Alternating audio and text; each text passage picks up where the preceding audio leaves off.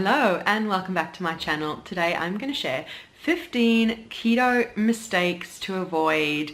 I have been on and off the keto diet for the last 3 years now, and I've experienced it all. I've made all sorts of mistakes along the way.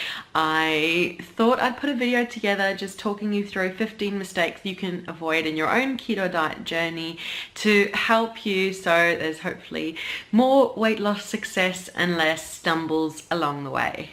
And as always, I've written a full blog post, which I'll leave down below, which lists the 15 mistakes that you can go through and have a read and pin and bookmark and save to come back to if you're having any struggles along keto diet journey. You might find some answers in the blog post. So let me get straight into number 1, which is not getting enough fat. The keto diet is low carb and high fat, so you want to make sure you are getting enough fat. If you have been on diets in the past that were low fat, you might be fearing fat, and really there's no need. The keto diet is all about low carb, high fat, so embrace the fat and enjoy it in every form, in every meal. And in the blog post down below, I'll leave some ideas for how to incorporate fat into your diet, but just enjoy it, and it's one of the wonderful benefits of the keto diet. Number 2 is not getting enough water. It's so important, more so than ever, to stay hydrated, to flush your system, to make sure that you're having water through the day. Keep a bottle of water by your side and drink with meals, drink between meals, just drink loads of water. And next, not getting enough protein. You might think that you're getting enough protein, but good chance that you're not. Just ensure you're getting protein with every meal and having varied protein through the day, through the week, so that you're getting loads of protein into your diet. And next, not getting enough carbs. You might think, well, that must be, how can you not get enough carbs? But I have come across some people who have been on keto and they struggle to get 10 grams of carbs, and that's not the way to do it. You should really try and aim for between 20 and 25 net carbs a day. I usually get that from having a vegetable at every meal, at least one veggie, loads of green veg. Fiber is so important on keto. You don't want to run into trouble with that area. So definitely not getting enough carbs or getting too much carbs. It kind of flips both ways. So that's why the next one is just tracking, at least initially. If you track your carbs, your fats, your macros, you can kind of gauge what makes up a keto diet. I don't track anymore because I kind of have an idea of constructing a breakfast, lunch, dinner that's keto friendly. But in the beginning, I tracked everything. I learned how many carbs were in everything, what makes up a typical meal, what do I need, how much veg can I have without pushing it, how much fats, protein do I need. Start out by tracking everything initially, and then you can do more of a lazy keto later on down the track. And number 6, having too much dairy. I am so guilty of this one. I love my dairy, and I definitely can overdo it. Cooking in butter, adding cream to everything, having cheese on the side. There is too much of a good thing when it comes to dairy, and just try and pull the reins back a little. Definitely not cut it out unless you need to for lactose intolerance.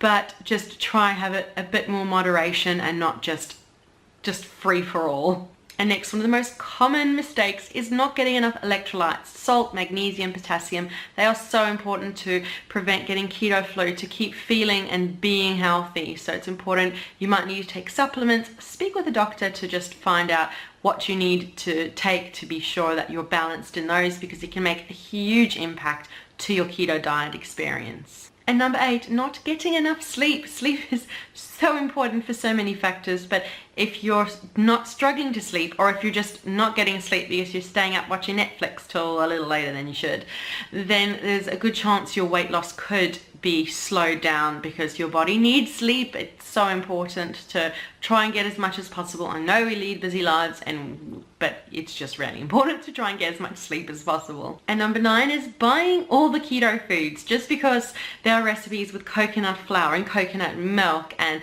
all kinds of interesting ingredients, you don't need to stock your pantry with every single one of these ingredients that you may not use in the next few months, even if at all. There are so many ingredients that are often suggested in keto recipes that you just don't need. Keep it simple.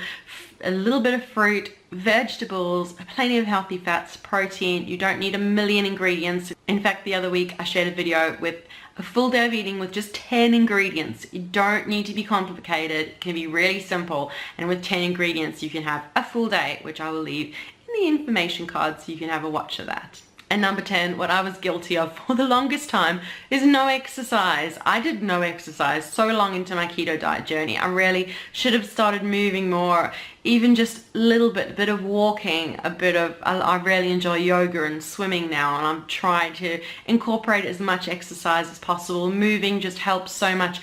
Get your body into ketosis, stay in ketosis, help clear your mind, and just feels healthy in so many ways. And number 11 is comparing your weight loss with others. It's so easy to go and look on Instagram or see other YouTube videos where you see that keto dieters have enormous weight losses and lose so much weight in such a short space of time. Well, that didn't happen with me. My weight loss was slow. I had plenty of plateaus.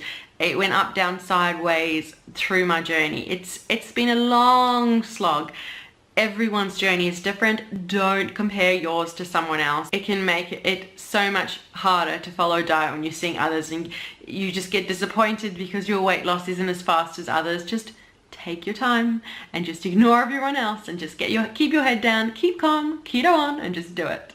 And next, avoid keto sweets. You don't have to make every keto brownie, cupcake, bread, muffin. The first few months of keto for me, I just stuck away from it all. I just kept it simple.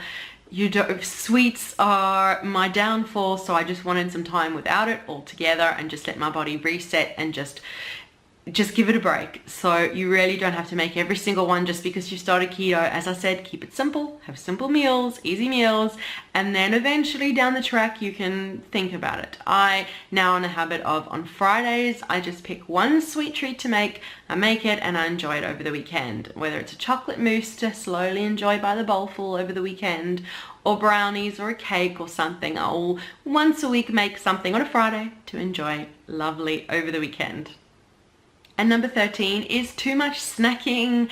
I have so many times been in the habit of snacking, but I feel so much better if I try aim for 3 meals a day and give my body time in between those meals to rest and digest. Although when I first started on keto, I had lots of small meals the day while I was adjusting. I found that to be better. So really listen to your body. But in the long term, try and aim for 3 meals and little to no snacking. Just you'll feel better. I feel better that way. And we're almost at the end. Number 14 is stressing over the scale. I've already touched on how slow my weight loss was. So for a period of a few months, I just didn't weigh myself. I just didn't look at the scale, just got on with it and actually lost over that period without having that stress of seeing the scale every day.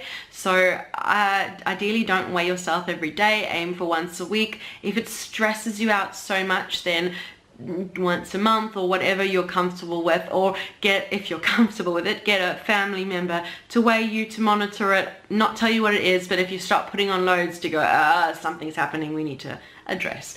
But there's lots of ways to do it that cannot cause stress. If daily weighing yourself is causing you stress, then just look for another alternative. And number 15 is just stress in general. Stress can stop your weight loss. When I was planning my move from Australia to Ireland, where I live now, I was following keto, doing everything right, but the scales were not moving, which is not a wonder considering how much I was stressing over moving my family to the other side of the world. And stress can really stop and can really harm your weight loss efforts. You can be doing all this hard work, doing everything right, and if you are in a place of constant stress, then it can be really difficult. So try some meditation apps, try yoga, try ways to just calm yourself down.